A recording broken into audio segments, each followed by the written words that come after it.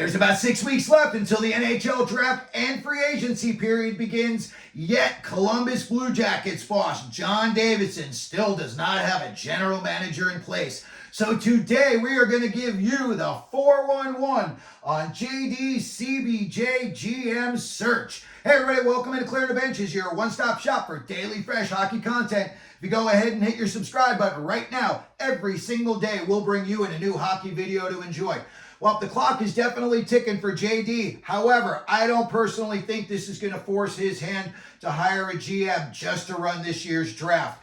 He's looking for a GM to take this team into the future, somebody to get the train back on the tracks, get them back in the playoffs, and get them, to be Stanley Cup contenders. That's what this is all about. So as far as if he had to make the selections himself at this year's draft, I could definitely see him being very comfortable in that. Probably wouldn't be very happy about it. He'd rather have his guy in place. But when he was with the New York Rangers, him and Jeff Gorton pretty much made all of their draft picks together. So again, I could see JD being very comfortable if he had to. Now, when I look around on the internet and I see some of the names that keep popping up as far as potential GMs for Columbus goes, there's one in particular that personally I would stay away from at all costs. And I'm talking about Marc Bergevin.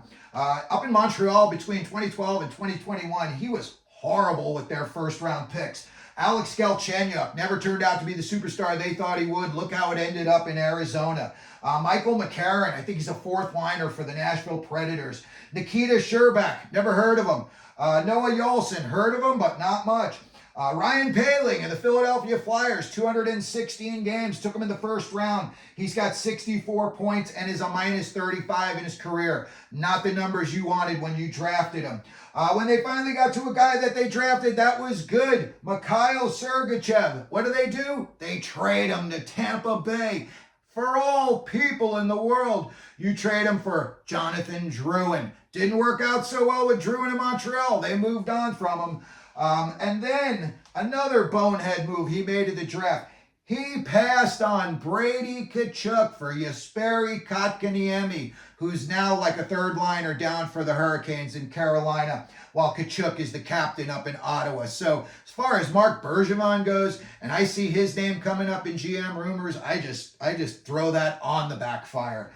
So as far as the moves that he made while he was in Montreal that were good, he had two in my opinion. One, he drafted Cole Caulfield, and two, he traded for Nick Suzuki from Vegas. Otherwise, I just think he was a train wreck. And then it even gets better for him.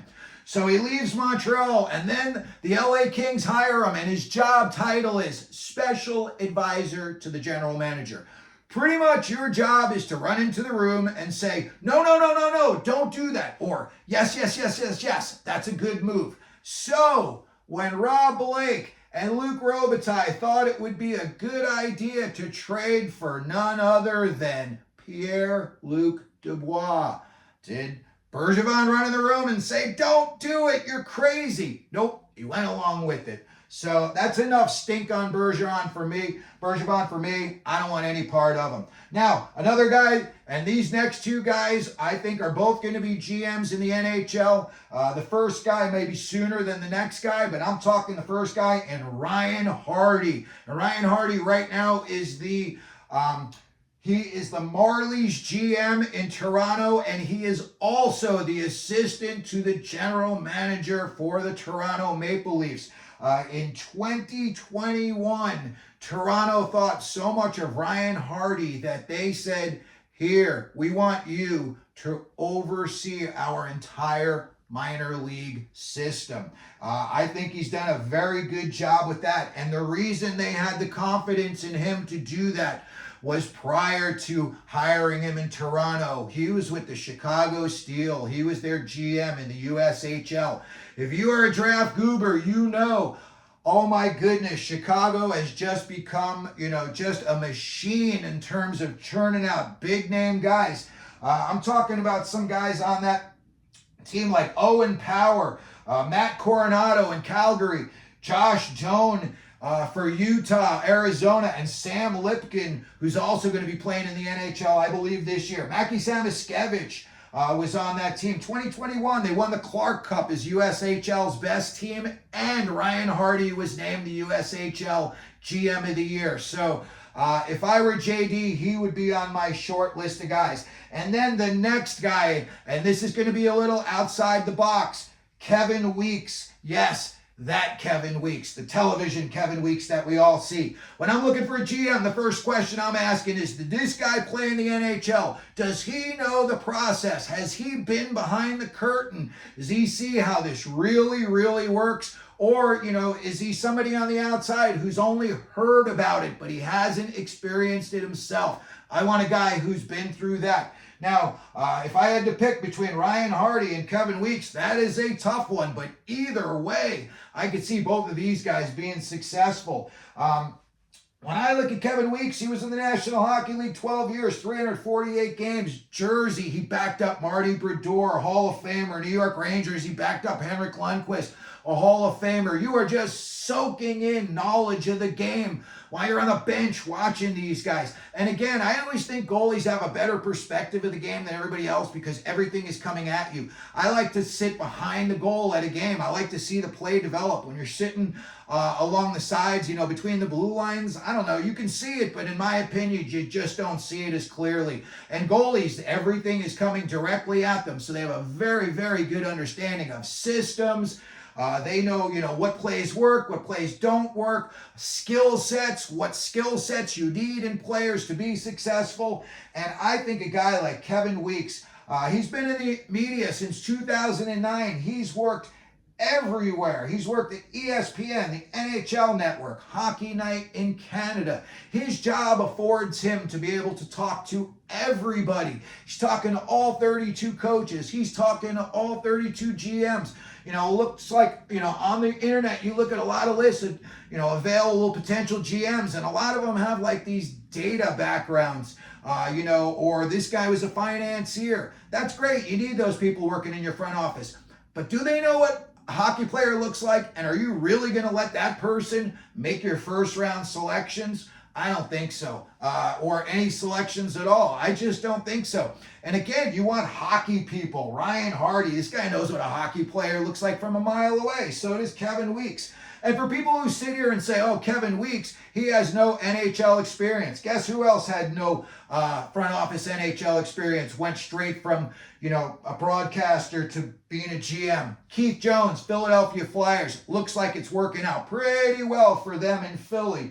Another guy who had zero NHL ties when the New Jersey Devils hired him back in 1987. Lou Lamoriello. Pretty sure you heard of old Lou.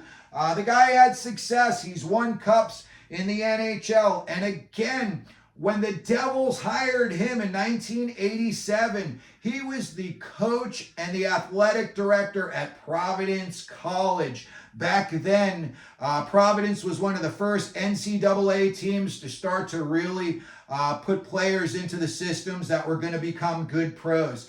It's not like it is today with, Michigan, Ohio State, Denver, Michigan State. It's just not like, it's like that now, but back in the day, everybody went to juniors. Kids did not go to college. Oh, and one other thing about Lou Lamoriello, while he was the athletic director at Providence, he hired basketball coach Rick Pitino. But again, Lou Lamoriello had zero experience NHL, and Kevin Weekes, like I said, he's there every day. Nothing goes on in the NHL that guy doesn't know about. Again, he looks at these players all day long. I'm pretty sure he has a pretty good idea what a kid looks like now and a guy's going to look like in the future. And especially goalies, they always have to project 6, 7, 8 years down the line.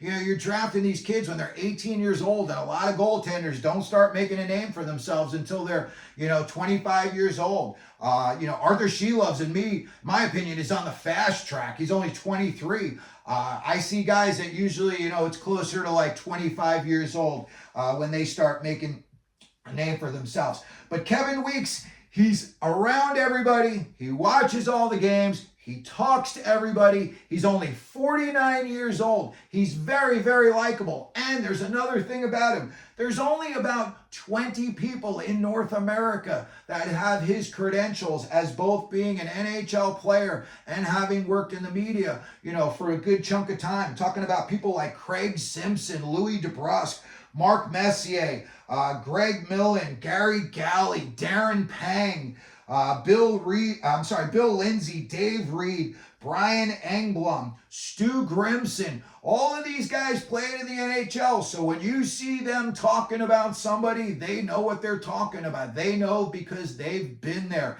It's not that somebody else told them. And again, I think when a guy like Kevin Weekes, who's played in the NHL, talks to people in the NHL, they're going to let their guard down. They're going to be more relaxed around him because they're talking to a peer. They're going to probably tell him a better story than they're going to tell somebody who didn't play, like E.J. Radick. But again, I think a guy like Kevin Weekes would be an excellent GM, and in other sports, you look at, people who have gone from the broadcast booth to coaching in this position was Bob Brenly and Buck Martinez. Both of them were announcers before they went on to be coaches. And yeah, they had good success. So you can see guys, make that transition. And again, I think a guy like Kevin Weekes is just so smart. He's just overflowing with hockey knowledge. Everybody likes him. He's not going to get taken advantage of in any deals in any way, shape, or form. And when you talk about something in the hockey world, he knows exactly what you're talking about. So that's going to do it for this episode today. Let me know what you think.